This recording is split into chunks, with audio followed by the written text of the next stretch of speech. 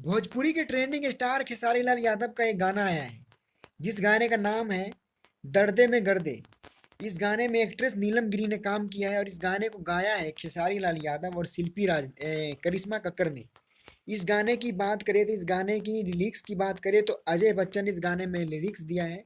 इस गाने की म्यूजिक की बात करें तो इस गाने की म्यूजिक आर्या शर्मा जी ने दिया है। बहुत ही ज़बरदस्त ये गाना है। नीलम गिरी और खेसारी लाल यादव की केमिस्ट्री इस गाने में आपको देखने को मिलेगा। इस गाने को आप भोजपुरी के number one channel global music junction से इस गाने को आप देख सकते हैं। ये गाना आज ट्रेंडिंग में गाना चल रहा है, 18 नंबर ट्रेंडिंग में गाना चल रहा है। खेसारी लाल के और ये करिश्मा कक्कर की ये दो तीन गाने बहुत ही ज़बरदस्त ज़बरदस्त गाना आ रहा है। आप लोग करिश्मा कक्कर और खेसारी लाल यादव के फ़ैन हैं तो इस वीडियो को एक लाइक ज़रूर करें, चैनल को सब्सक्राइब जरूर करें। अगर खेसारी लाल से संबंधित एक से बढ़ के एक वीडियो अगर आप देखना पसंद करते हैं तो हम इस चैनल पे एक से बढ़ के एक वीडियो आपके लिए लेकर आते रहेंगे। धन्यवाद।